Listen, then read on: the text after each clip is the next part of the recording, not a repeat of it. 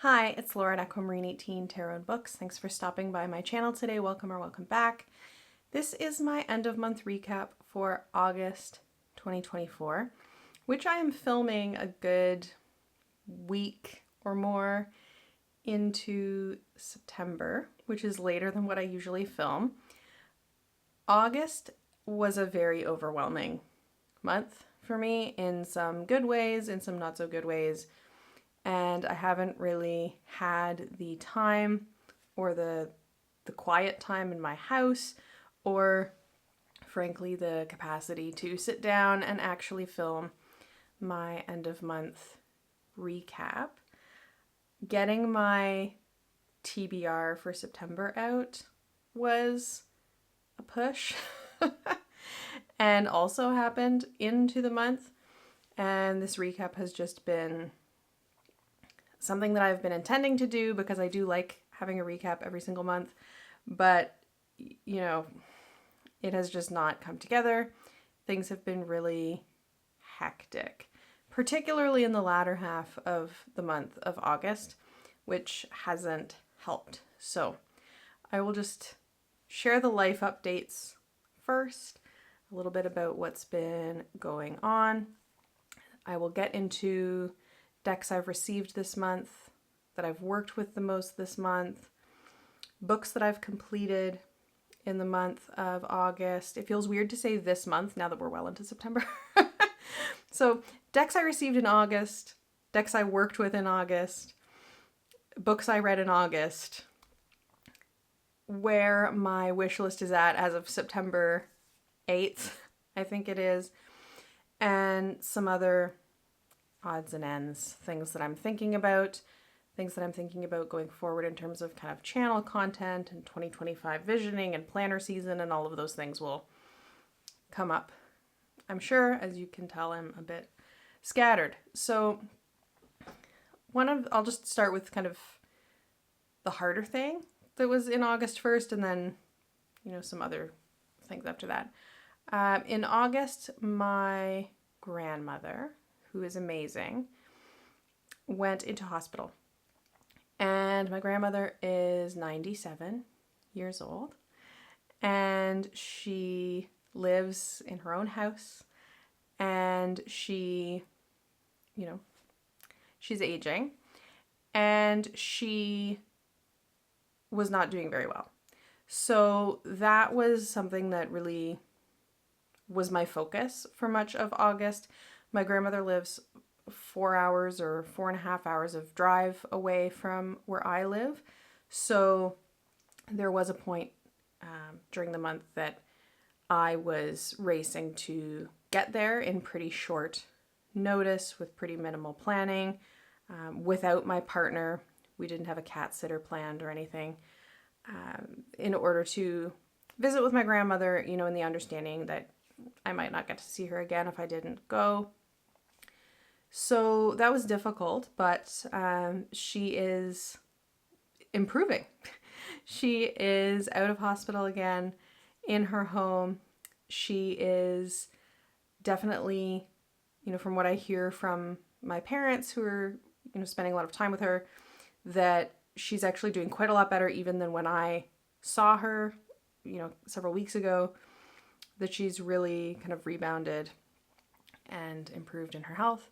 She is insistent that she doesn't need any kind of help, which is not the case, and is quite stubbornly insisting on that. But my parents are there a lot, and are helping out, and there's going to be some home care helping out, which my grandma is not my grandma's favorite thing, but in terms of things like food prep and things like that, it's definitely necessary. So I'm really glad that I got to see my grandmother. I'm looking forward to seeing my grandmother again. It was a rough couple weeks there, not being sure, of course, if it might be that time. So that was a lot of processing that took a lot of my kind of energetic capacity for August. Then amidst that, I've been having car troubles. So I made the drive to visit my grandmother in a rental car because my car is getting up there. It's 20 years old. It's the only car that I've ever had. It's a 2004 car.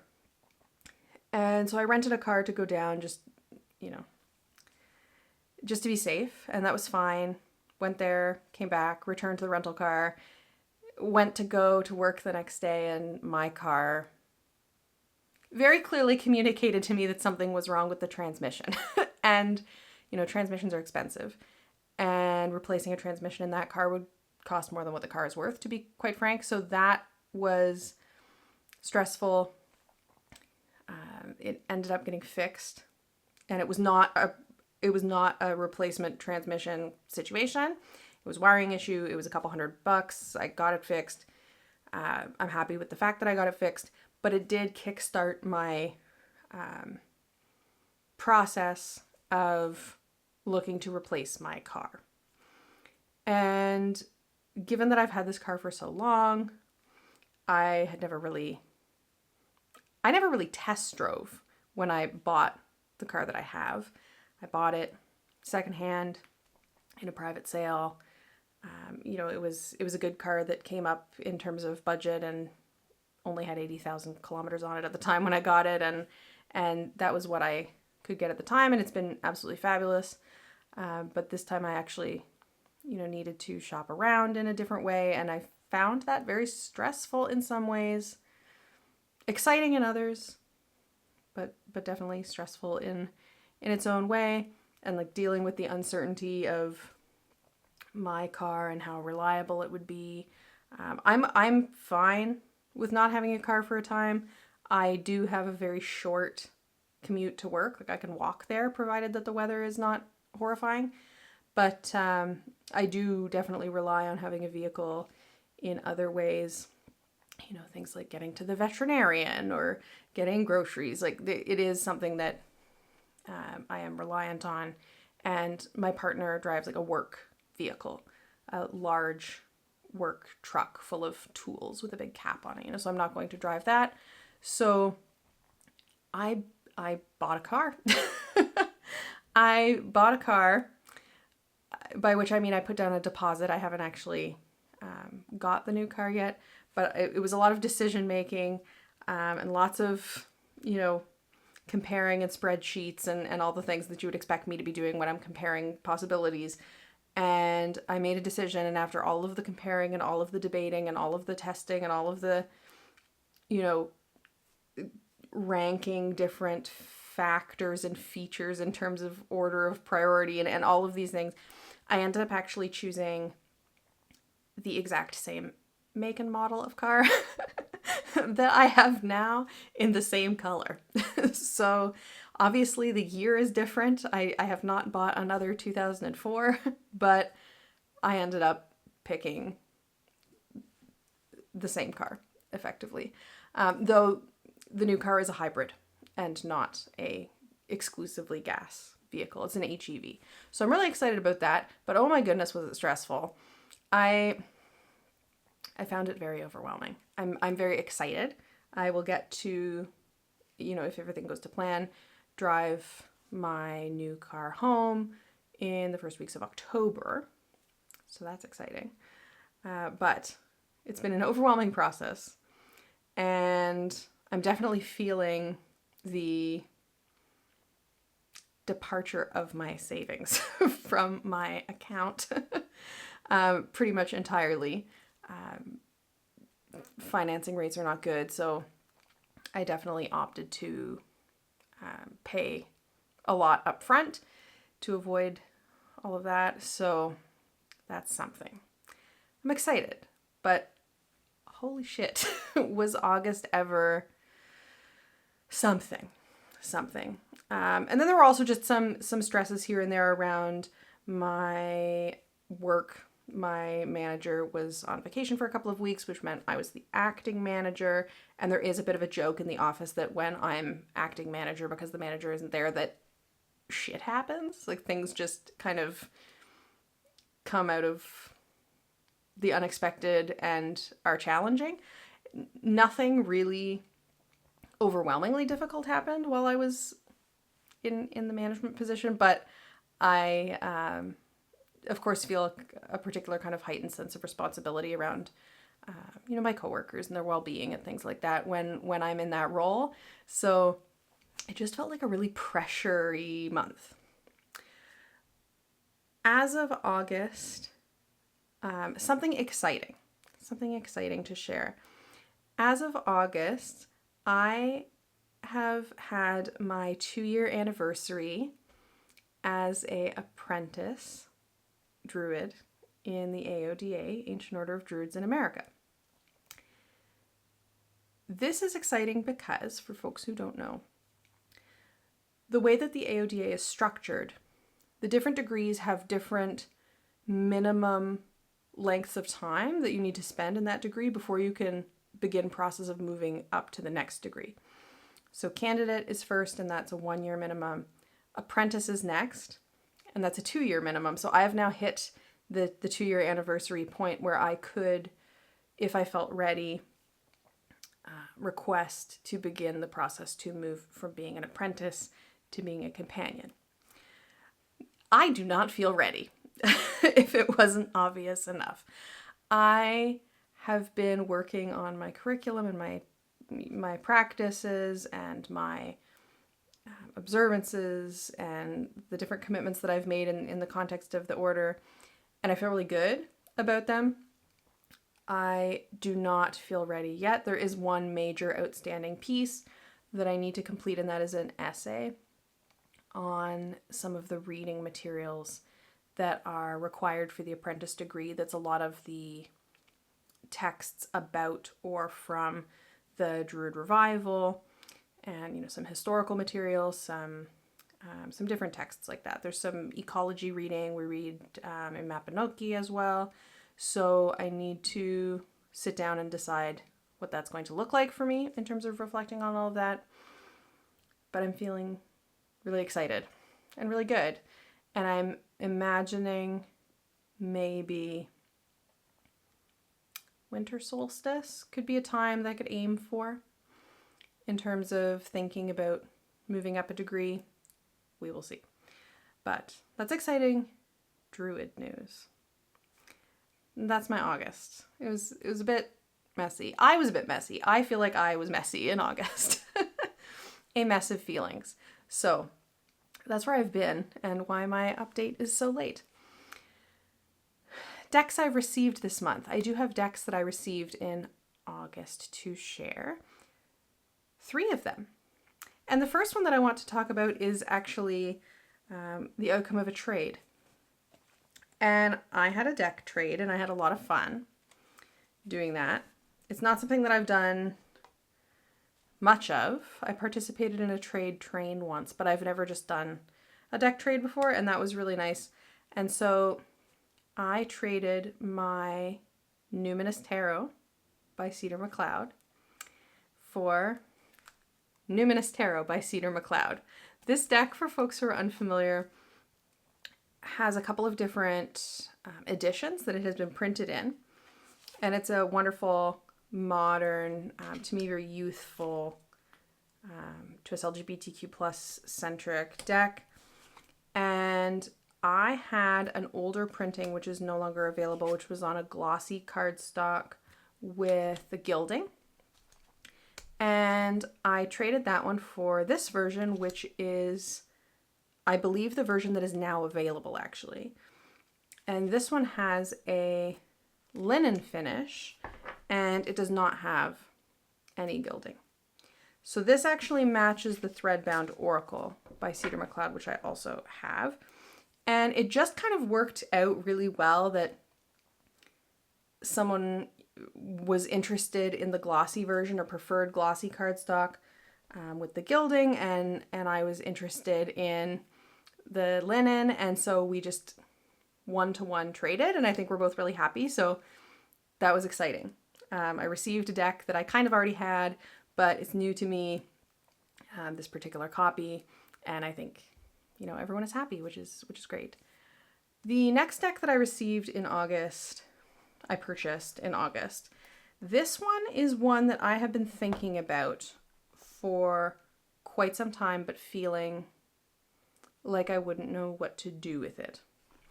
and that is the Herb Crafters Tarot by Letitia Guthrie and Joanna Powell Colbert. This deck is beautiful. I have the Gaian Tarot with art by Joanna Powell Colbert, and I really love that deck. This one I've always thought was beautiful, but I was afraid, frankly, because I'm not an herbalist, that I wouldn't know what to do with this. But there's a couple of wonderful reviews out there that have informed me that you don't need to be an herbalist to work with this deck, and also that really demonstrate how wonderfully, deliberately, thoughtfully designed this deck is. So I decided to treat myself, and I'm really glad that I did. You can see it's still in order. I'm reading the guidebook in full, and then I will be having some kind of deep dive exploration with this deck. I'm really excited. This deck became emotionally significant to me, we'll say, when I was at Reader Studio a couple of months ago, because we attended a meditation that was focused on the dandelion fool. And in doing so, we explored this imagery of the dandelion fool with the monarch butterfly there, you can see. We received a gift of a spread inspired by the dandelion fool, and it was a really nice, emotionally affecting experience. I, really cherished it, and it might have been one of my favorite parts of the weekend, actually, to have this time with the dandelion fool. And later on in that weekend, my friend Liz, who was at Reader Studio as well, we went outside and we saw dandelions and a butterfly, and it was just like really special. And I've been wanting to revisit some of the Reader Studio learnings and experiences, and this dandelion fool is one of those, wanting to revisit with the spread that goes with it. And so this deck, it felt like time. It's a deck that I've always thought was beautiful, that I've been interested in, and this just made me feel more connected to it. So I was very happy to get that. The third deck that I purchased, I don't know if I purchased this in August or July and then it came in August, but it's an indie deck. I have almost never seen this around, and I'm going to definitely make some content showing this deck, and that is called the Eco Tarot. The Eco Tarot is by Adrienne Janik, and it's copyright 2017. There's the information there. And this is a deck that is designed to be able to be used for what the creator describes as climate future readings. It has obviously an eco theme with all, I think, pretty much mostly renamed majors. You can see the Fool is the artist. The Magician is the engineer. The High Priestess is the healer. The Empress, the gardener. The Emperor is the world leader. The Hierophant, the teacher, and so on. And it's a pip deck. It's a very, very pippish pip deck. So the water, for example, is these rivers that increase in number as you go. And I'm really into this. I saw this deck, and I saw the context of its creation in terms of the artwork being created for a installation, and coming from a very environmentally oriented perspective, in terms of things like the materials that are used to create the artwork, these kinds of eco-friendly materials that went into it. This deck just really spoke to me, and the creator has a PDF that goes with this, wherein they associate the different court cards with different figures. For example, in environmentalist organizing, that's not really explicit in the imagery itself.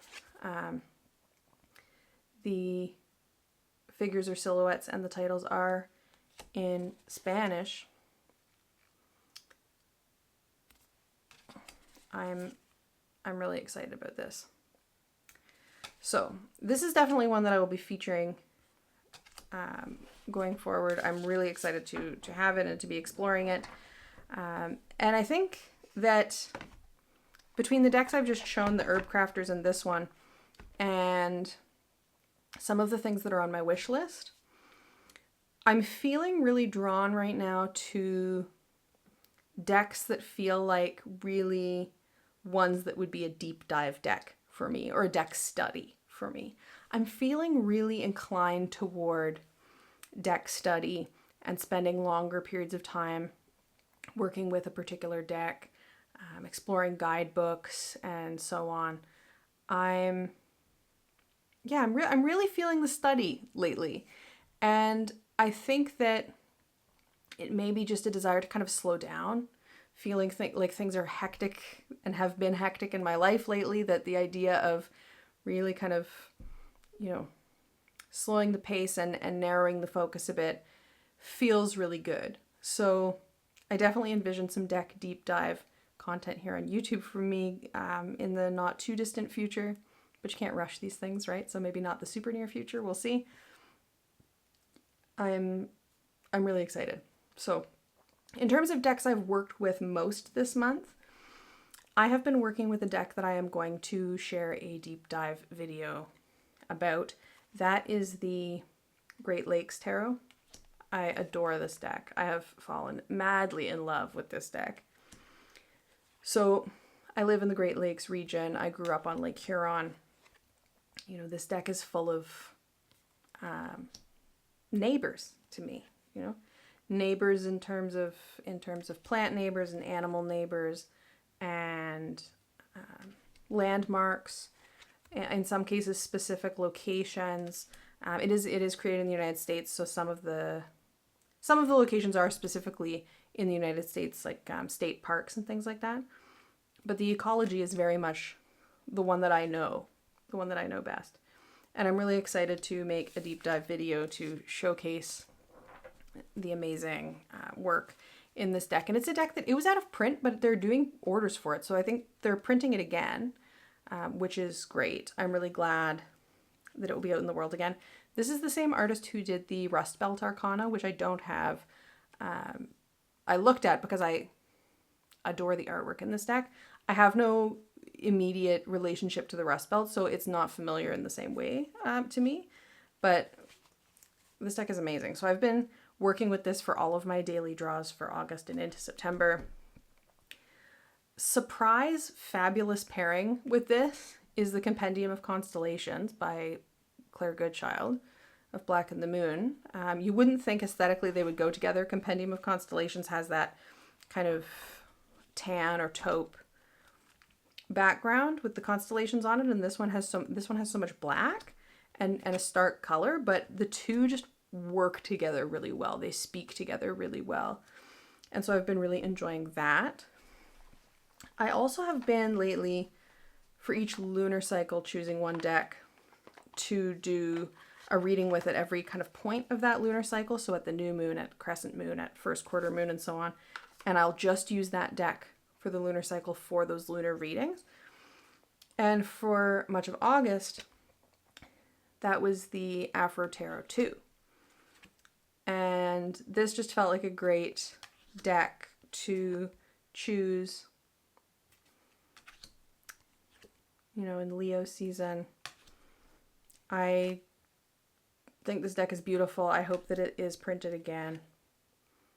I'm not sure what the creator's up to right now, but this deck is just look at how beautiful. How beautiful. And collage is totally not my thing normally, but Jessie Ujazi is so good at it. And these I just think this deck is really beautiful. So this was my deck for the last lunar cycle, and I really enjoyed working with it in that context. I've also been working with my Elemental Divination, a Dice Oracle book as part of my daily readings, and I really enjoyed that. I've been working with my own Arboreal Ogam deck. Of course, I'm partial to it because I created it. That's been my practice. I've been working with fewer decks than usual in a more sustained and focused way, and that has felt good amidst all of the busyness. In terms of books that I've read for August 2024, I somehow managed to complete 7 books. Before I get into mini reviewing those 7 books, I just want to mention a certain one that is not one of the 7 again, that has been on the TBR for a while and is actually a New Year's resolution for 2024, is to complete this Steering the Craft, which is Ursula Le Guin's kind of workshop book for fiction writers. I started it. I am on page 36 out of 135. I have completed every exercise so far, which means I have written several paragraphs of fiction, and I have not erased or deleted them.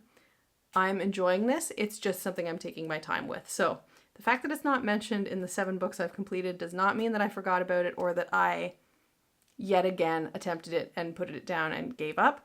I am actively engaging with this book, and I'm having a good time doing it. It's helping me to get out of my self-consciousness when it comes to experimenting with writing something fictional for the first time. So I am enjoying this. In terms of the 7 books that I read 1 non-fiction book, which I did read as a hard copy, but I have actually at my office because a coworker borrowed it. That is Resisting Demoviction, Domicide, and the Financialization of Rental Housing by Andrew Crosby. This was really good. This is a book that looks specifically at the mass eviction of a racialized neighborhood inhabited mostly by newcomers in the Ottawa area.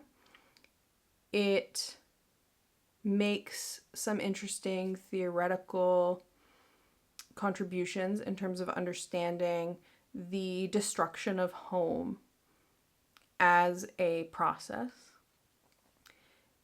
It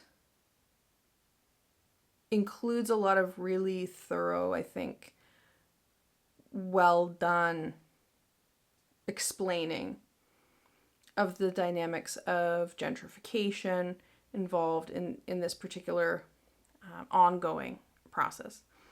And so I appreciated it. We read it for a book club. We read a chunk of it for a book club. I ended up just reading the whole book because it's not very long.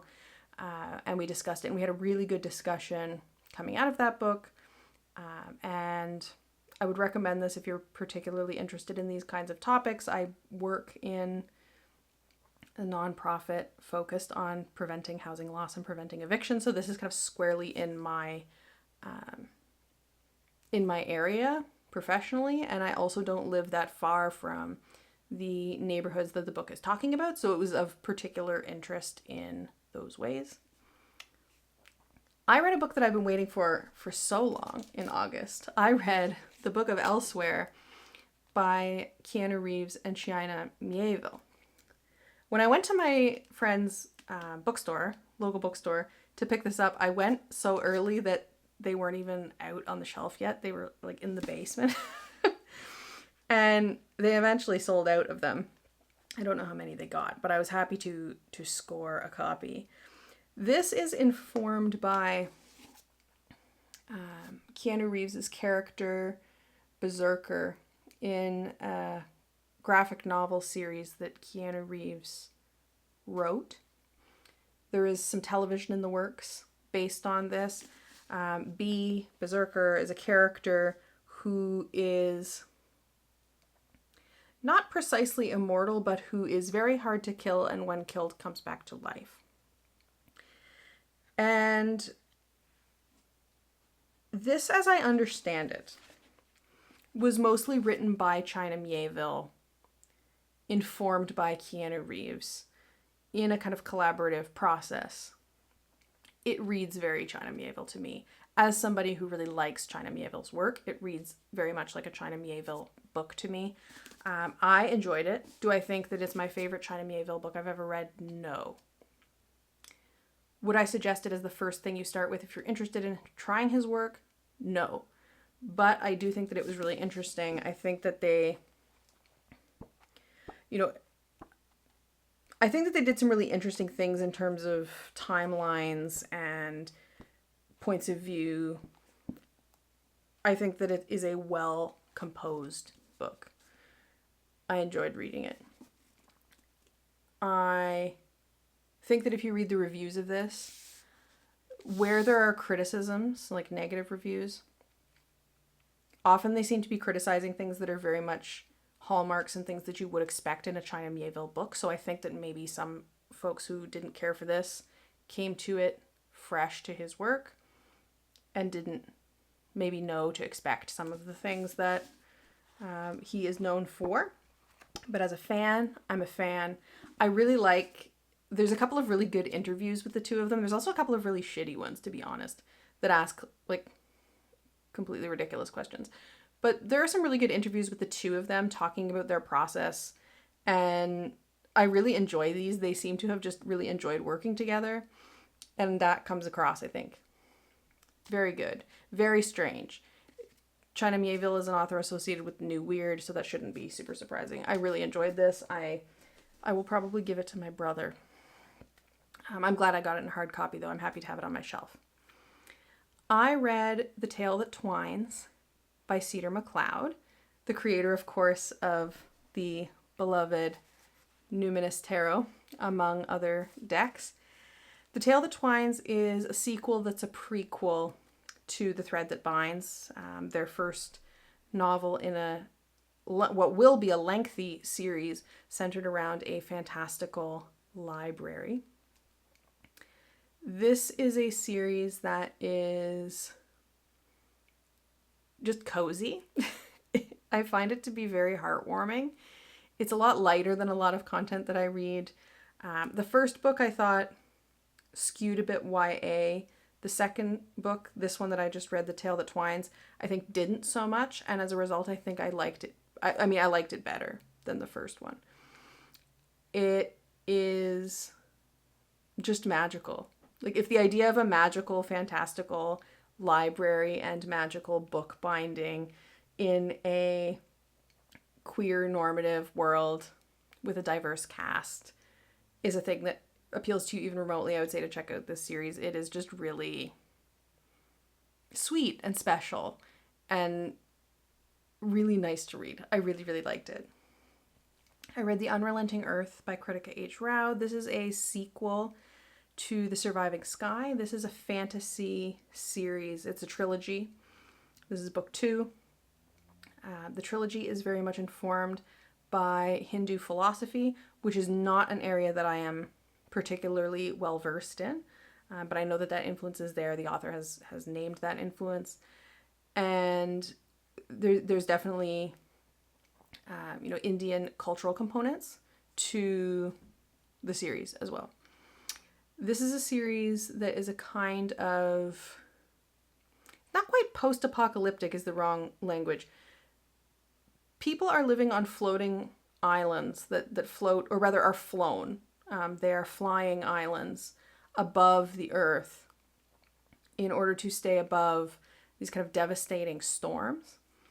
Devastating, deadly storms. And it's definitely sci-fi fantasy. It is definitely both. Leans fantasy, I think, of the two, but there are definitely some science fictional kind of technological elements as well. And really, really fascinating series. And the main characters are a married couple. It's their points of view that kind of alternate through the books for the most part. This is a really good series. I'm really enjoying it. It is, I hate the word, I really don't like the word unique as a descriptor for books, because I just feel like it it doesn't really convey anything. But this is a series that has world building that is quite unlike any other fantasy world that I have engaged with. It's really innovative, and I really liked this second installment, The Unrelenting Earth, because I think the first book did a lot of the heavy lifting in terms of setting up how the world works and setting up the kind of historical backdrop to the storyline and setting up the characters. And so the second book could really just be plot and really move things forward in interesting ways. And so I'm really enjoying it, and I'm looking forward to the third book, which I will absolutely read when it comes out. It is not out now. This second one, The Unrelenting Earth, just came out this year. So very eager to see the next installment.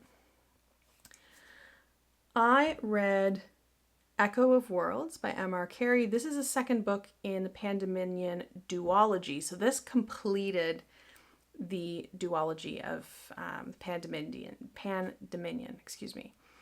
And this is a science fiction series that is focused on a multiverse and the idea that there are these kind of infinite iterations of a planet that we know as Earth is known as other things in other iterations, of course. And each of those are very different. Some of them are more similar to each other and some different in terms of which species evolved to be dominant on that world.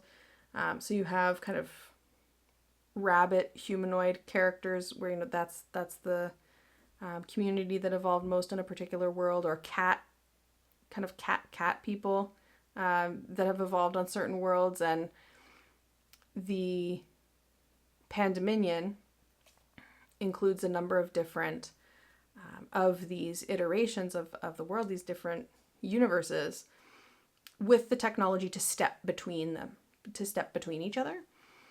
And they are in a existential conflict with a robotic, effectively, like a hive mind robotic, kind of like a Borg type antagonist. And it sounds quite complicated. It is quite complicated, but it does make sense. I thought that The Echo of Worlds was amazing. I thought that it was better than the first book. And I feel like this is one of these series, you know, that everything in the first book was very deliberate. Everything really just had its place in the overall structure. I feel like reading the M.R. Carey is new to me. I picked these up because he wrote Girl with All the Gifts, which I really liked the film version of. I haven't read that book. He must be an author who really plots everything out, because everything just fits so perfectly. And it's on such a wide scale, and there's so many characters, and there's so much going on, and everything just fit just so, you know. And I think that he nailed the ending to this. Like, perfect. Pitch perfect. I love this series. I would say to check it out for sure if you're into science fiction, if the idea of a multiverse kind of stepping between worlds, alternate universe kind of world appeals to you. This series is excellent. So good. Another sequel that I read in August is The Truth of the Eleke by Moses Oze-Utomi. This is a novella, and it is a more fantasy novella. The setting is in a desert kind of world, and because it's a novella, and novellas are short, it's very hard to articulate much about it without giving a ton away. The main character that it follows is a young person, and he kind of grows up by several years over the course of the book, but he wants to become a member of this kind of elite guard that exists in his city, and it follows his trajectory doing that. And this, like, go read the synopsis, which is better than what I could articulate to explain it. If this appeals to you, I would say absolutely read these novellas. I think it would be much better if you read the first one first. I don't think you absolutely have to, but there are parts of it that definitely kind of, in terms of the world building and conceptually, it does need that. The two novella plot lines are actually centuries apart in terms of when they occur, so it's not like there's character carryover so much, but the world building does carry over. The Truth of the Aleke was excellent. 5 stars, better than the first. I just thought this was so excellent. I do really like a novella as a length. I think it's a hard one to do well, though. And this was extraordinary. It's well written. It nailed the ending again.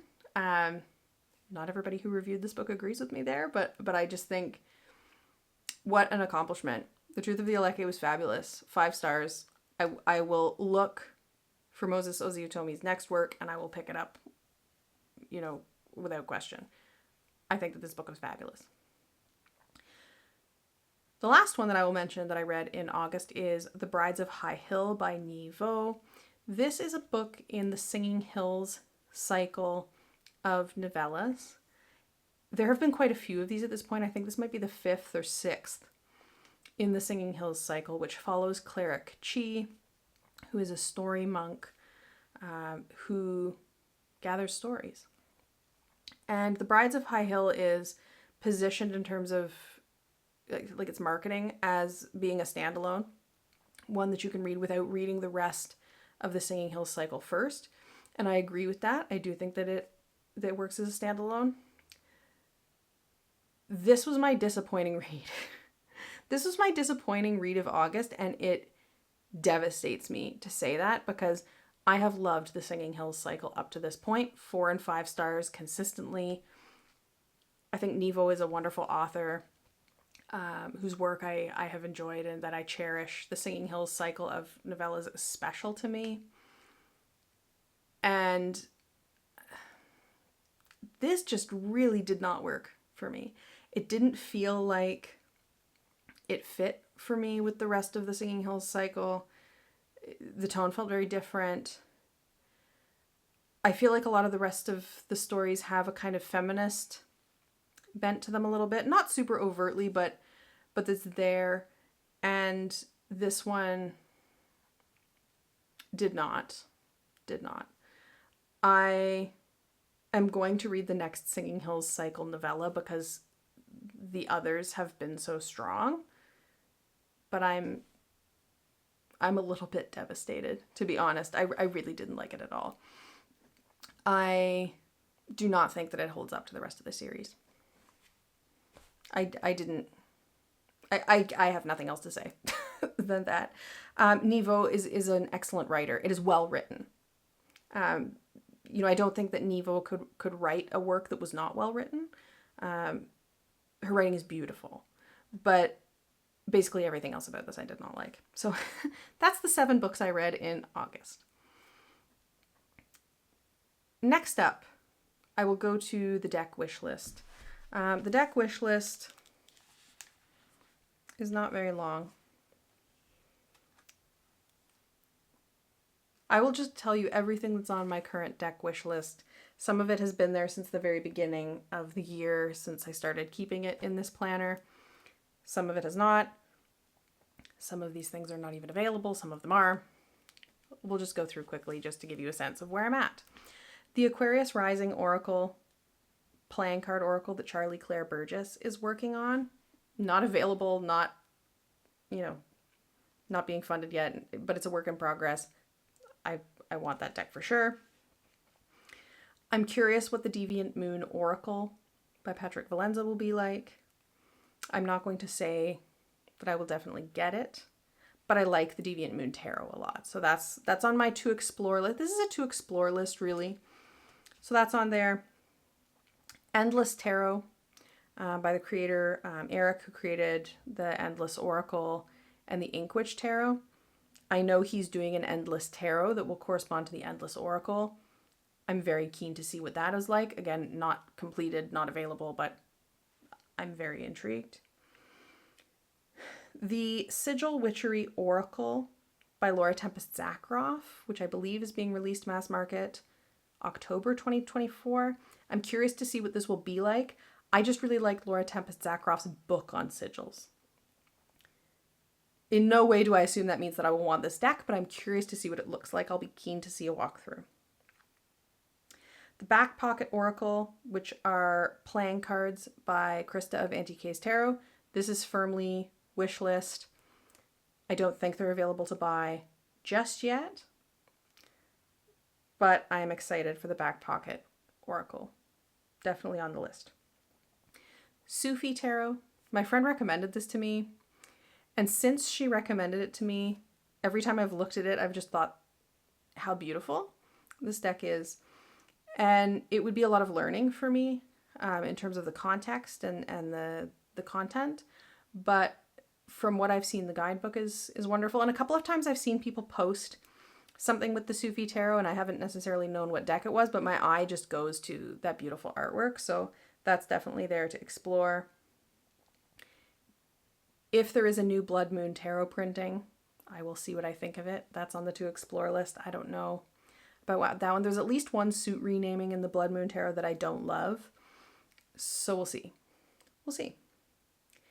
The Itinéraire Fantôme Oracle, which is inspired by Hélène Cixous, the French philosopher. This is firmly wishlist territory. This one is expensive. It's expensive to get to me as well. Like the shipping is expensive. So if I decide that I would like to get Itinéraire Fantôme, this might be a, hey family, you know, what about a little bit of holiday money kind of situation? I'm not sure. But it's a collaborative deck. And I think that it would be really interesting to engage with as someone who's written on some of the philosophical concepts that the deck is focused on. So theme-wise, it appeals to me very much.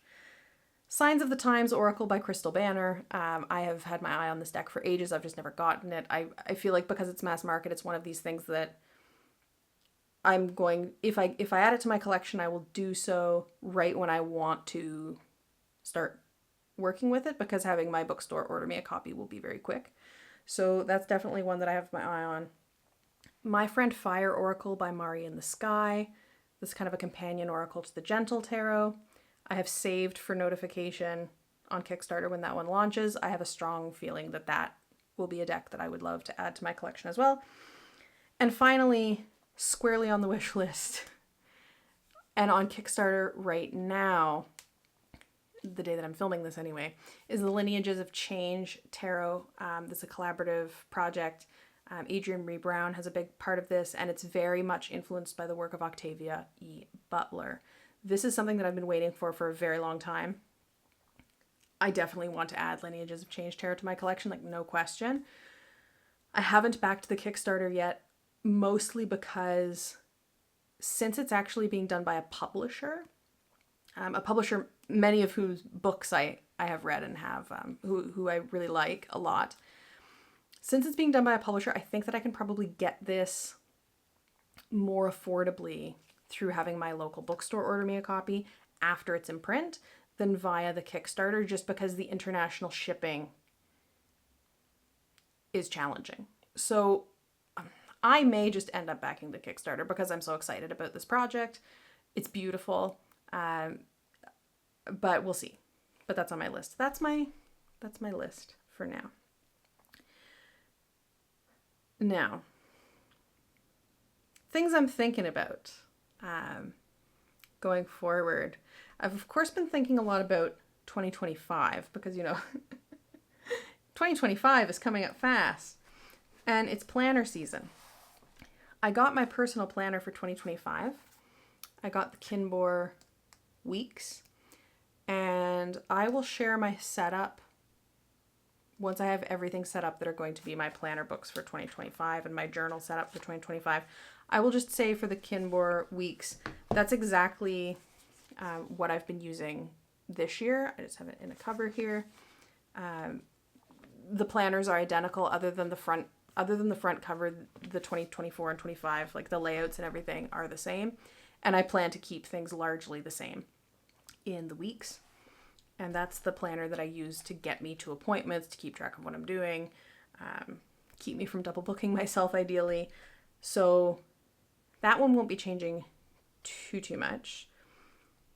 Other things are changing.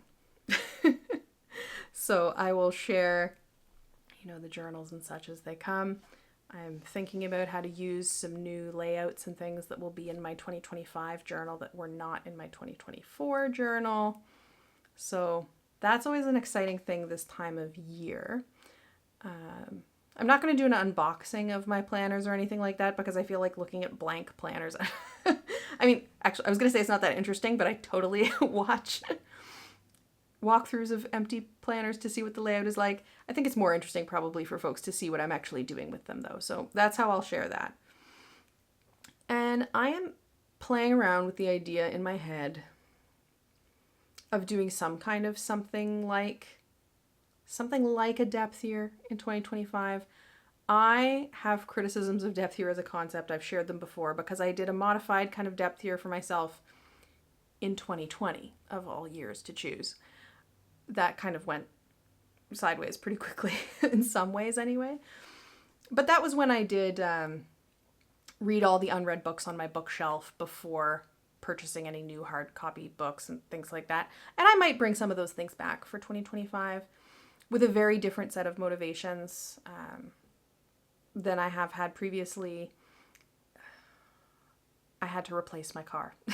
And so, there's definitely some ways in which I'm intending to, in practice, have a kind of a low buy, savings focused 2025 to, deal with the fact that there's going to be, of course, major changes expense-wise in terms of things like insurance, as well as just having drained my savings. So I'm not sure how much of that will be video content and how much of it will just be something that I'm doing that I don't really share here. I'm not sure how granular I want to get in terms of low buy goals versus just kind of broad, I want to try to put this much a month in savings to try to rebuild that a little bit. I'm really not sure. There's a part of me that wants to do some kind of like slow the fuck down year 2025. Like that's actually what appeals to me most right now. So maybe that's what it will be. I'm not sure. But I know that in the coming weeks and months, I'm going to be thinking a lot about that. My intention around the current lunar cycle is digging into some of these ideas some more and figuring out what I actually do want to do. I'll probably share, some extent of some of that anyway. We'll see where that goes. I am thinking about including more Druidry content on my channel going forward. I'm thinking about something like a Druidry in Practice series where I could share different components of my practice as a Druid and as an AODA Druid in particular. There's not a huge amount of Druid content on YouTube like that coming from individual Druids, so I thought maybe that would be of interest. I'm still very much figuring out and exploring that, in terms of what I feel comfortable sharing and how to present it and so on. But it's something that I'm definitely thinking about in terms of content going forward. I've already mentioned I'm thinking about doing some deck deep dives for sure, because the decks that I'm drawn to just invite that, I think. And I have some tarot book reviews in the queue. Not in the queue like they're filmed already, because clearly I've had no time, but in my plans for my coming videos as well. So that's what I'm thinking in terms of upcoming YouTube content. Yeah, that's my August and my thoughts now in early September, rambling perhaps even more so than usual. I will say thank you for watching. I can't imagine very many folks made it to the end of this mess, but thank you. I look forward to chatting in the comments. If you've read any of these books, if you work with any of these decks, do let me know. I love chatting about books and decks and tarot and Druidry and planners and all of the things. And I will look forward to seeing you again soon.